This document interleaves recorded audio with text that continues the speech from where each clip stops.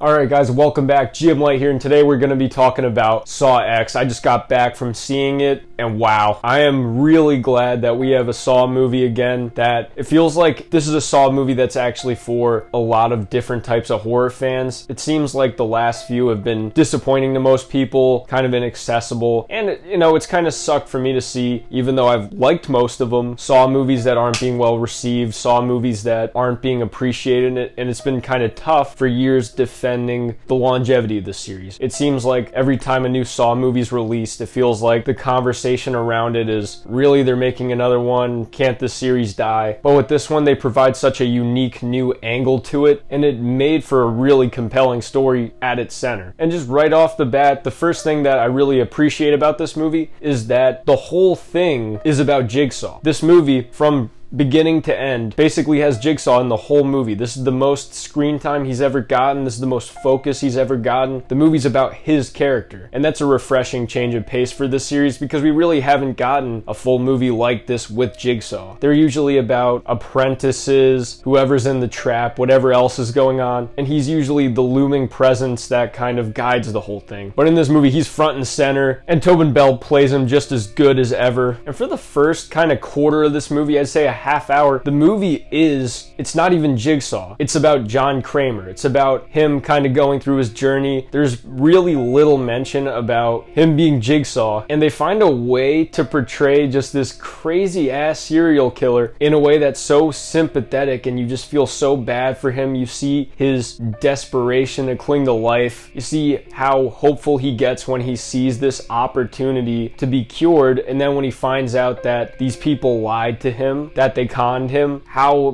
devastating that is to him and how much it affects him. And I've talked about this before in previous reviews, but at different times when they show different parts of Jigsaw's life, you get different emotional angles to him. Usually they show the more sympathetic and emotional side to him before he becomes Jigsaw. When he gets his diagnosis, when he loses his kid, they show a little bit more humanity there. And then pretty much from then on, after he becomes Jigsaw, they really only show the cold, calculating killer that he becomes. This movie kind of gets a blend of both. You see that colder, more calculating side to him, but you get the highest amount of blend between that, because the first half hour of this movie is that more emotional side to him, the side that wants to live, and then as it kind of bleeds into the rest of the movie, you get a little bit of a mix of both. You get interesting conversations, especially with Amanda returning and them talking about the fact that he's not going to be there forever, that she's eventually going to have to take up the mantle and continue his work for him. And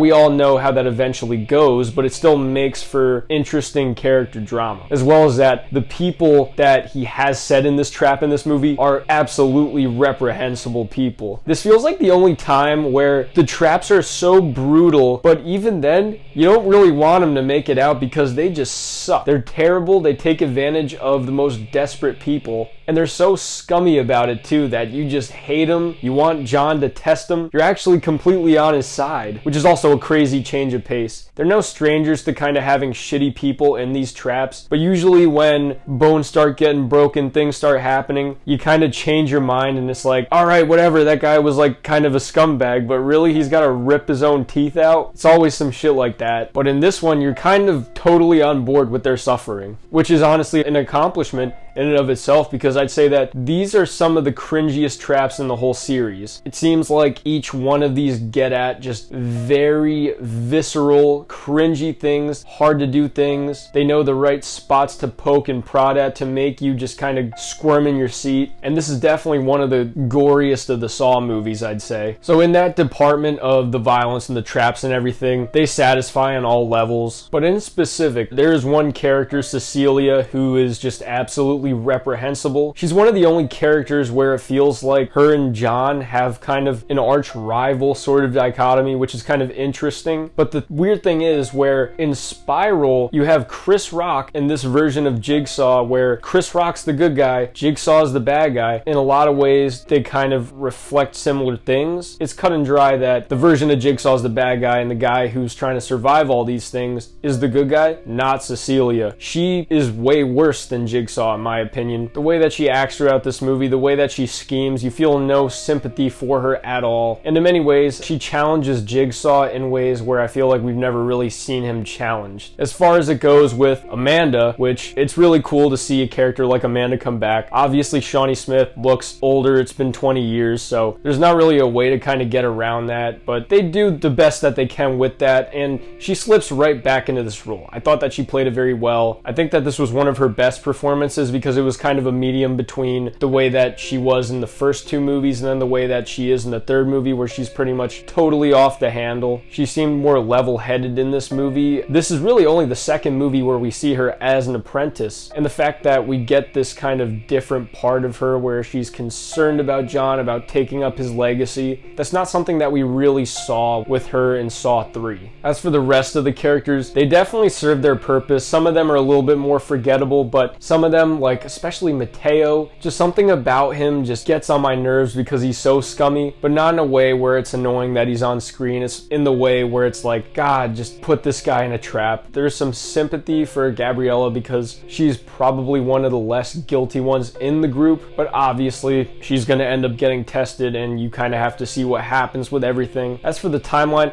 this movie, it does feel like one of the earlier Saw movies. It almost kind of feels like it fits in nicely with the first couple of movies. And honestly, I think that they're finally realizing that they kind of made a mistake killing Jigsaw so early on in Saw. Although it makes for a great ending in Saw 3, and it makes for a complete trilogy when you have those first three movies, it really handicapped the series. Like I've said before, 4 and 5 really struggled to kind of move on from Jigsaw and figure out a way to keep the series going in an interesting and fresh way without him and without Amanda, and bringing them back in a very new way where I think the dynamics are changed and utilized in just a different way. It adds to the experience of the movie, but at this point I almost feel like I would want them to kind of do a diverging timeline from the other Saw movies. Not spoiling things, but the way the movie leaves off kind of makes you feel like there could be more stories that they could tell in this time before Saw 3 or before the other sequels. So the fact that you know where things are going with Jigsaw, with Amanda, sometimes it takes the tension out of things. Sometimes it makes for a situation where it's like, how much more could we really bog down the lore and the timeline of this series? And I mean, look at Halloween. They have like 4 or 5 different timelines with that series. I don't see why they can't just kind of do a diverging timeline from Saw 1 and then kind of just have Saw 1, Saw X, and then have this new series of Saw movies that take place in a parallel timeline. One that keeps Jigsaw around for a little bit longer, keeps him around for a few more movies, and maybe could end his story in a different way than Saw 3 does. It's just an interesting idea to me, and it's something that I think that I'd be interested in seeing. I hope that Tobin Bell actually does stick around for more movies, and although this is a very satisfying movie, it doesn't seem wholly satisfied as being the last Saw movie or the last Saw movie starring Tobin Bell. It kind of leaves the door open for more. Part of that could be the fact that obviously this movie takes place before 8 or 9 other movies, but on the other end, it just feels like they're leaving some loose ends that could be answered by a direct sequel to this specific movie. And although it doesn't require one, I would really like to see one. Something to also mention, there is actually a post-credit scene in this movie, one that got a pretty big reaction from the theater, which I was kind of surprised to see. But it was a very enjoyable little post-credit scene, definitely something to be enjoyed by fans of the series. And it's just satisfying to see this movie be treated the way it is. I really like Kevin Gruder's approach to this series. I love the movies that he directed, like 6 and this one. I like 7 a decent amount, although I have some problems with it. But he seems to have his head on straight about what works about this series, and especially when he approached this one, I think he knew that at the heart of it, he really needed to focus on Jigsaw and make this more of a character movie. With how many Saw movies there are, he knew, I think, that they needed to do something different with this one, and they did satisfy